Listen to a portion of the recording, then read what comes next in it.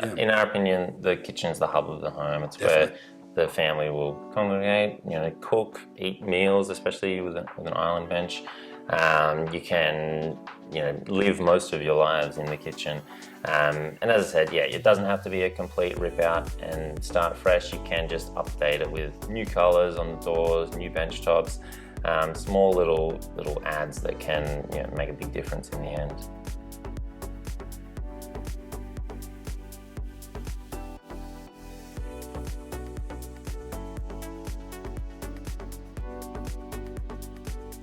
Hello everyone, we're here with the renovating part of our life cycle journey in real estate. And today we've got Jackson Law from Jade Kitchens, who build incredible kitchens. I've seen them myself and had plenty of clients use them in the past. So Jackson, thanks for your time, mate. I appreciate it. Oh, thanks for having me, Mitch. So mate, let's get started with, tell us a little bit about Jade Kitchens. Obviously you're in Wollongong, it's nice and local, but give us a bit of history about the company and the business and how it's structured and all that sort of stuff. So we've been in the Illawarra since 1998. We've been servicing Illawarra, Sydney, Southern Highlands, and further down the coast in the Shoalhaven since then. We do jobs big and small, whether it's just a small renovation of a kitchen and laundry to the whole house, the cabinetry and bedrooms, TVs, units, that sort of thing. So yeah, we can do jobs big and small. It's interesting because I suppose when you talk a kitchen company, most people are like, purely kitchens. What are my bench tops and cupboards and that sort of stuff? But obviously you've just touched on that. Obviously laundries is something that you guys obviously can do and obviously design and then manufacture and then obviously install. And you mentioned sort of TV cabinets and stuff like that too. So you guys can sort of pretty much do the whole spectrum, the main areas of the home, yeah? Yeah, so cabinet making is our specialty. So yeah, kitchens, bathrooms, laundries, any sort of cabinets we can design, manufacture and install, so we can cover you from start to finish. Nice. I've been some time, but I've been to the workshop a few times. It's quite a sizable space. So you make everything on site? Yeah, that's right. Yeah, so we build everything in the factory, which is attached to our showroom. Yep. So we can control the process from start to finish. All right. And I suppose let's talk about the process. So a big believer in starting with the end in mind, and most people are like that these days. I sort of envisage this, I suppose it really is a vision or a dream for the kitchen or the laundry, whatever space that might be. Where does someone start when they're going, hey, I want to renovate that space in my home? What's the first step or the first tip that you would give someone to be like, hey, start here first and then come to someone like us?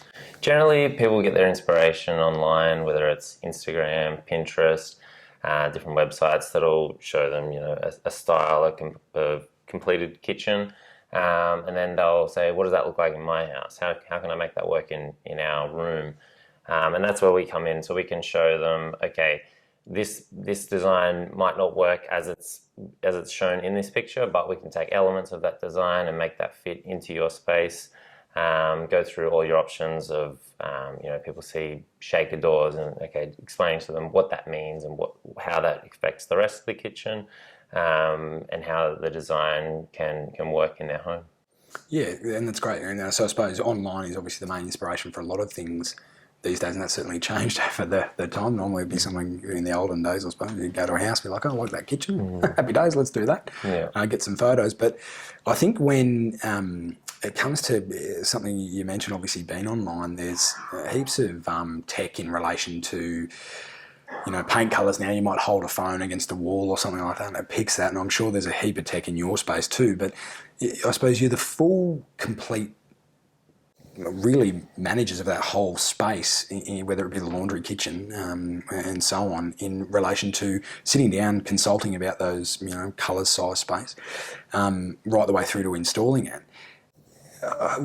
There's so many elements, knowing a little bit about it myself, but there's so many elements to making sure it's perfect. Like I could see something where it's like, I want that in my home, won't necessarily fit because of perhaps I don't have a level floor, or the ceiling's not right because of the bulkhead I've got there, or the duct vent's in the way, or something like that. So many elements to that. Talk us through some of those things that consumers might be like, hey, I want that, but I suppose I don't know where to start with this. Too much going on there. Mm-hmm. How far do you guys get involved in that space? Is it like, hey, let's reduce a window or something like that? How far can that go? Yeah, we can help with that sort of thing, and even suggesting a builder to help with the larger scale things like removing walls or removing windows, making windows larger, Sure. because that can be a big job. So we can help with the selection process of selecting a builder. Sure. But yeah, you're right. There are a lot of things that go into what will make a design work, even down to the cornices. If a picture they've seen is with square set cornice and there's 90mm cornice throughout the rest of the house, where that can stop and start, or if it would work at all. Yep. So those are the sorts of things that look nice in the pictures, but yeah, bring it into your space, into the real world to make it work. That's where we can come in. Yeah, sweet. And with tech nowadays, which is sort of we spoke off camera about, you're really passionate about is getting through that drawing design phase. What sort of trends, and we'll go through colours in a minute, but what sort of trends are you seeing at the moment? Because obviously everyone can watch The Block and be inspired by a lot of stuff, or whether it be, over the previous years, those Hampton-style colours with the whites and blues and the different sort of setting there. But what sort of trends are you seeing at the moment in kitchens, being now 2022? What's happening in that space? Yeah, the Hamptons, look, that's still pretty popular, those shaker-style doors, Yep.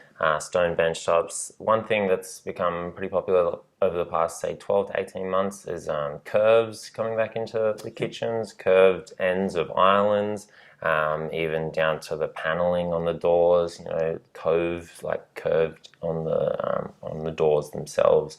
That's become quite popular. So yeah, bringing in shape into the design, instead of it just being squares and rectangles, the shapes are now sort of coming back into fashion. That's interesting. I haven't seen too much of that yet, but I certainly believe that. It's interesting to see those trends change over time. In relation to that next step with colours, and obviously matching the colour to perhaps the shape and design too is super important, not just for tiles or flooring and matching that in, but when I've seen sort of the big trend over the years, particularly the last 2 or 3, of the matte black style sinks and tapware and stuff like that, and then obviously the PowerPoints even to that sort of level. Talk us through, I suppose, that selection process there. So obviously you guys can design it and assist with that front. Do you guys assist obviously with that process too, and giving some advice around, hey, what colours you need here, there and everywhere? Yeah, for sure. Yeah, the taps, the sinks, the handles, all those sorts of things come into the overall design. Yeah. And a lot of people are matching tapware to handles, taps and sinks together. We've seen gold sinks, we've seen white sinks, black sinks, lots of different colours. It doesn't have to be just a stainless steel sink these days. So yeah, colour has come in everywhere, not just in the doors and bench tops. Yeah, okay. And with, obviously, it's important to maximise space naturally in those key areas in the home, whether it be kitchen, bathroom, laundry, those really key areas, particularly around storage for differing options there. But if someone didn't have the space for, say, a walk-in pantry, as an example, which is obviously desirable for most people. What are some of the maybe internal solutions for storage that they can have at the moment, whether it be a corner pantry, which is naturally a little bit hard to navigate, but what are some of the things you can do in those spaces that people can utilise there? So in a straight pantry or a rectangle, I suppose, pantry, drawers are the main one that can help. So usually the older things get caught at the back of the cupboards and you never see them, and you only clean it out every 6 years and find something that's been expired for a long period of time. Having the drawers and being able to pull the drawers out, you can see right to the back of the cupboard, pull everything out and access it all. So that's a major one for pantries, and even everywhere in the kitchen. Drawers certainly make your life easier, being able to pull the storage out to you. Okay. And when it comes to drawers or cupboards or anything like that, obviously most people will go with the soft close or slow close style arrangement.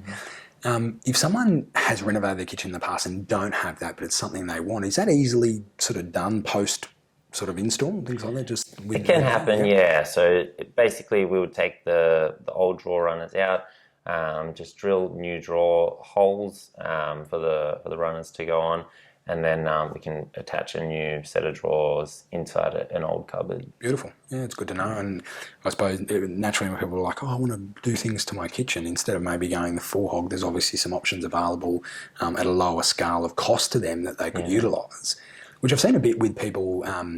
Instead of going the full replacement, they'll be like getting the new appliances, and then we might just do the cupboards or something like that. How common is that these days? Yeah, it's quite common, especially if the carcass, the inside of the cupboards are in good nick, then yeah, you certainly can just replace the doors and the bench tops to refresh the kitchen to make it look like a brand new kitchen.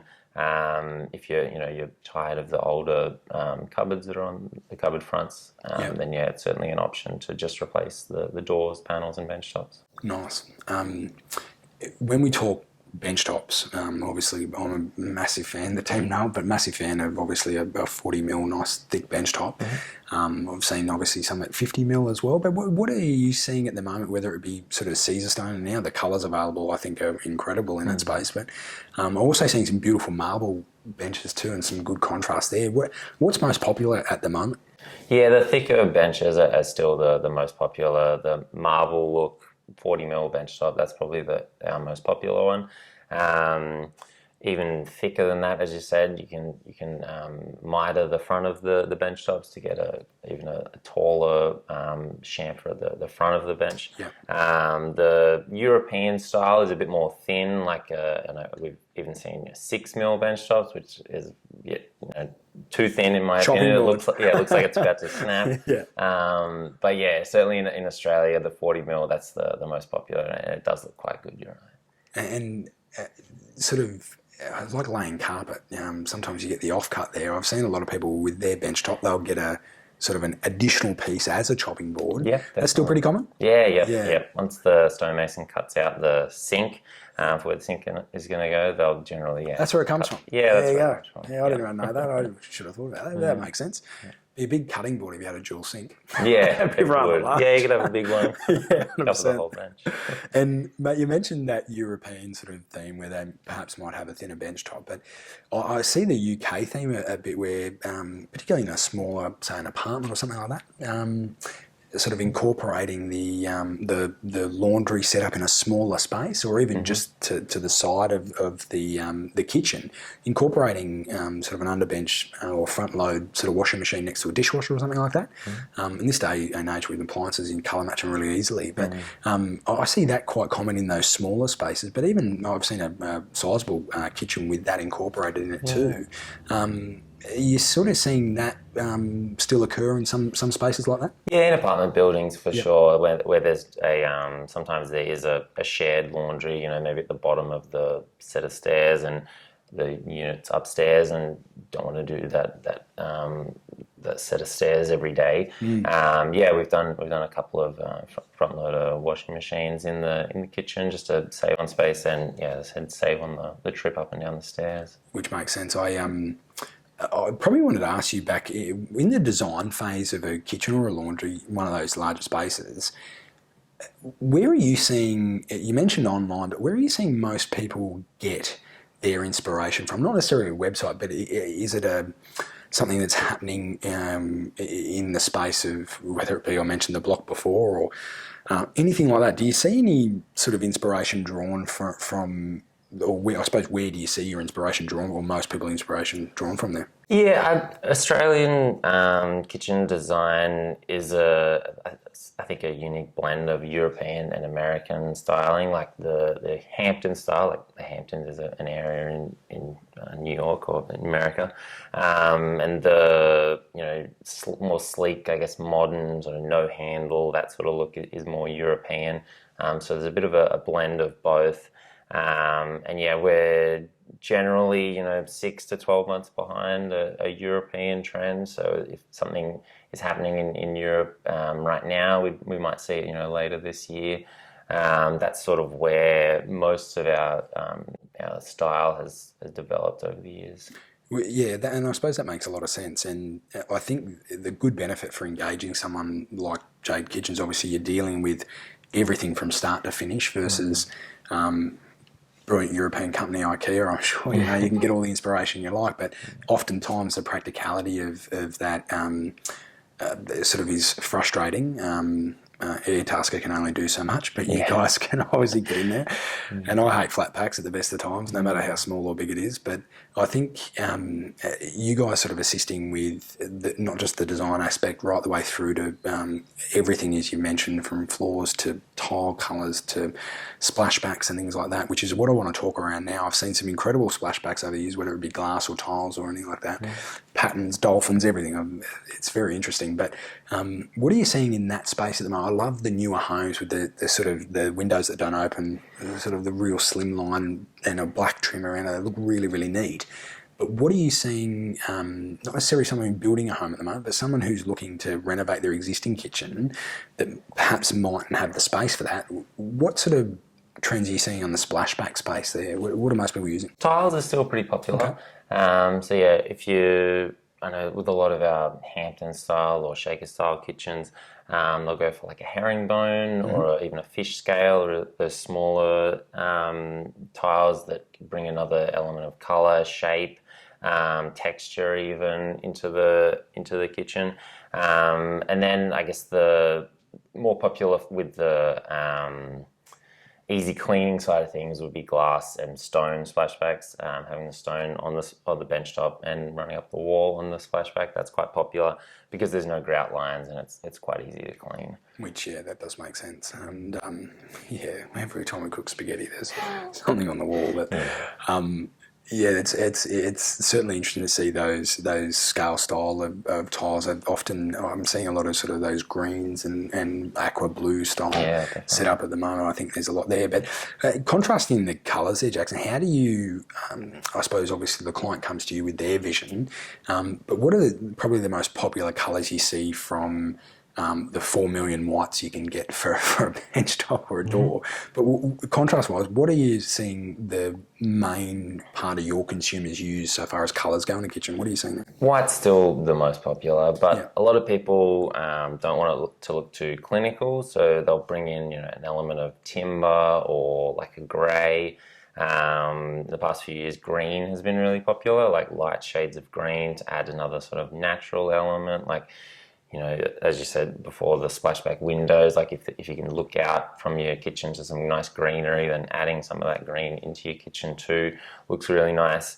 But yeah, white is still our most popular, most predominant colour. It's sort of, it can go with anything really. Yeah, keep it neutral, which is often better. Exactly. And still, oftentimes the white I feel is best, depending on the space, but when natural light's coming in, obviously it's reflecting a lot better and making the space look a little bit more open than darker colours. But talking on the tech front from an appliance point of view, and there's a lot of homes being wired at the moment with data points behind microwaves and fridges naturally to connect to the home network with, I know for us, like I could turn the fridge off or on or something like that, which is pretty cool, just from my phone anywhere in the world. But what are you seeing in the tech space from an appliance perspective? Are you seeing that sort of wide setup, that home hub setup, to be more popular in newer style kitchens now? Yeah, for sure, and especially the fridge. That's been one I think that tech has really taken hold. Like the screen on there that'll show you what's in the fridge and what you can cook out of it'll have a look and say, okay, you've got carrots and mince and an onion, you can make this, and or it'll say you're running low on these things, I'll add these to your shopping list. And as you said, the home hub type of thing where it'll talk to your, whether it's Google or Alexa or any of those, it'll all talk to each other and it'll tell you at work on the way home, grab some milk because you're running low. So that's been a massive one. So yeah, the next thing will be just making the oven cook it. If the fridge could just throw it into the oven and then it'll all cook it by itself. I actually saw a barista, a robot barista pour the perfect sort of latte on Instagram over the weekend. That's pretty cool. Oh, no. People are going to be losing jobs. Probably will. Not our fault. Yeah, it's interesting, that space, but I think there's a lot to be said for probably that next gen of oven where it perhaps you need to cook it at a certain temperature, whether it be 220, then drop to 180 for a certain period, and then perhaps to 120 or something like that.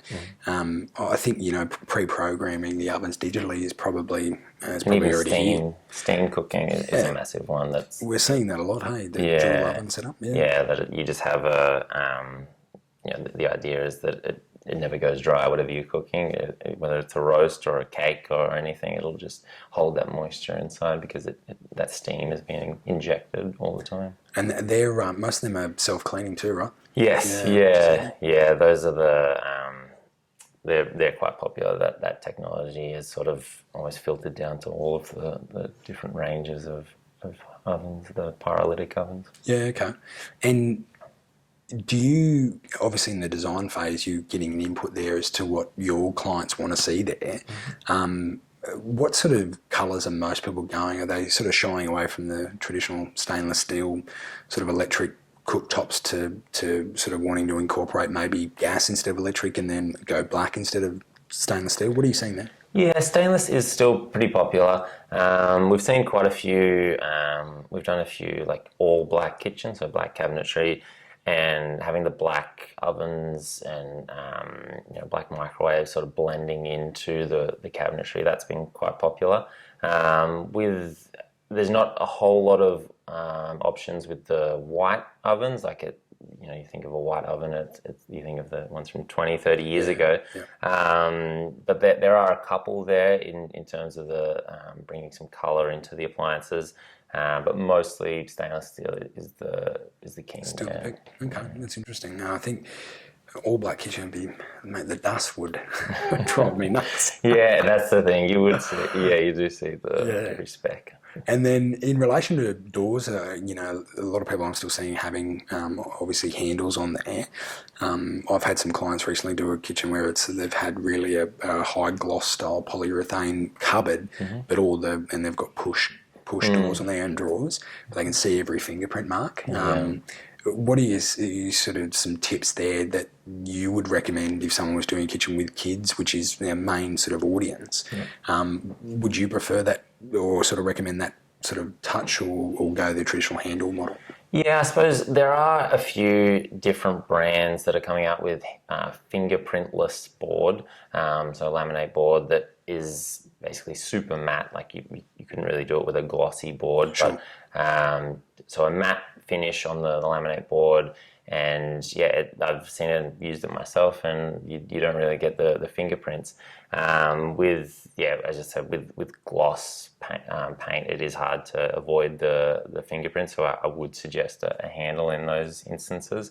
But there are ways around the fingerprint issue. Yeah, that's good to know. I think most people with kids would appreciate that. And I obviously seen a lot of kitchens, obviously the child locks and stuff like that, they've come a long way over there. Yes. Over the years. Yeah, definitely. Which is good. But mate, what's next that you see in the space, whether it be, say, appliance tech or something like that, or trends? We sort of spoke around that already. But yeah, what are you seeing that's next in the space for kitchens? It's hard to say. I think, as far as colours, like keeping it pretty natural, like, neutral whites, greys, creams, that will sort of stick around for a while, I think. Technology is always improving with the ovens, the fridges, hot plates. I guess one thing, a lot of people are either choosing, electric or gas. There are some cooktops these days that have both. Yeah, wow. That's a newish innovation that might sort of, usually at the top of the market in the appliances, in 3 years' time, that'll sort of branch out and to be, in those middle ranges of appliances, like with the steam and the pyrolytic, all those sorts of things were, just for the tippy top of the market at one stage and have now sort of trickled down. So, yeah, sort of having both, the best of both worlds might be a thing in the future. Because I'm a bit like that. I much prefer to cook certain things in gas and electric. What do you prefer, gas or electric? I have gas. I do love gas. Yeah. I haven't used induction yet, except for at my mum and dad's place. Yeah. They have induction and they love it. I think there is a place for both. Things like wok cooking. Like Yeah. that's one thing that induction sort of can't. Can't get the heat right up there. Yeah, can't get on that. So yeah, I do think there is a place for both. And with induction, I think I've had a lot of people make the mistake in the past thinking they can use the probably the lower end style of saucepans and fry pans and stuff like that. You've obviously got to do your research there. Yeah, you do have to update. That's the one thing. A lot of the newer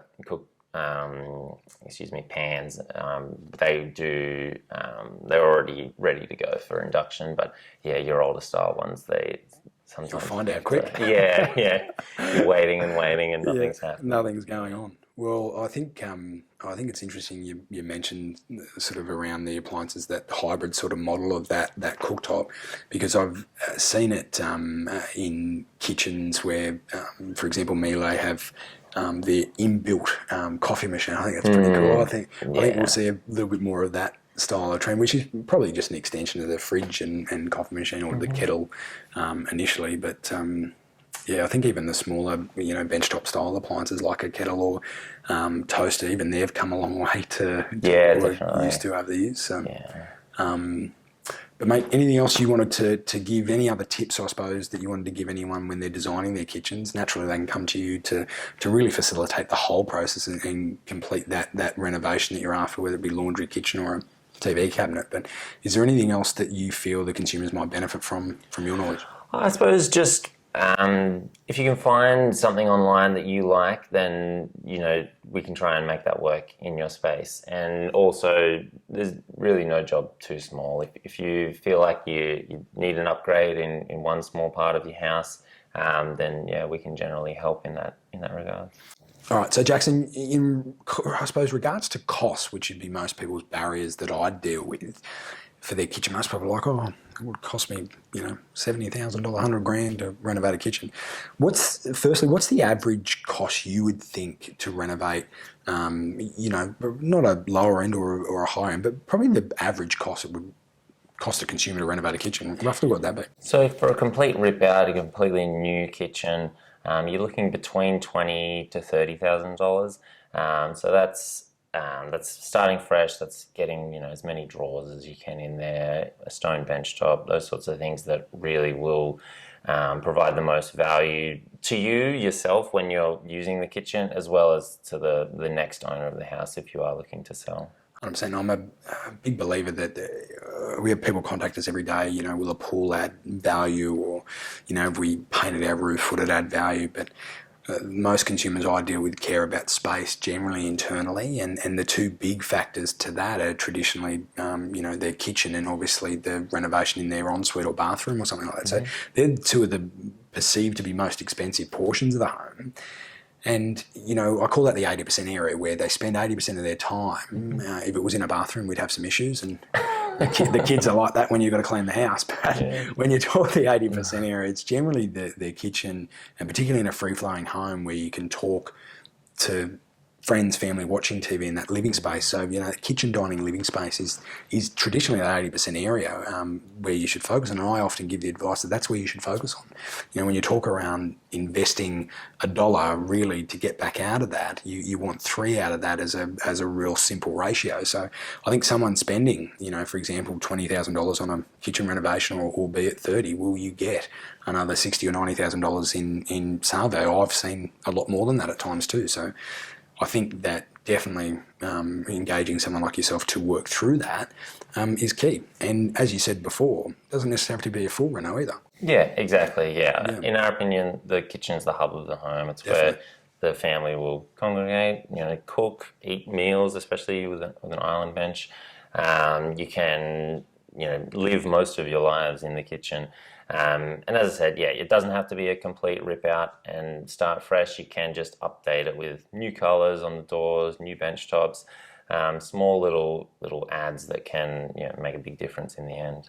And I think that's great. You touched on that before. No job's too small or too big, you know. So for someone who just wanted to, you know, maybe freshen up those doors versus the full rip out, you know, you guys can do that whole space. So I think it's certainly worth the investment for a consumer looking at either that lower end or higher end style kitchen, that they capitalise on the return on that really when they're renovating. So I think that's great. Beauty. So there's Jackson from Jade Kitchens in at Wollongong. They've got the showroom there, as Jackson mentioned. So take your ideas in there, chat to the team. I'm sure they'd be happy to help. Jackson, thanks for your time, mate. Thank you. Appreciate it.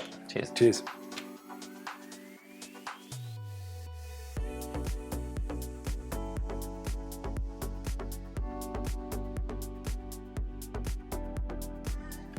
For sure.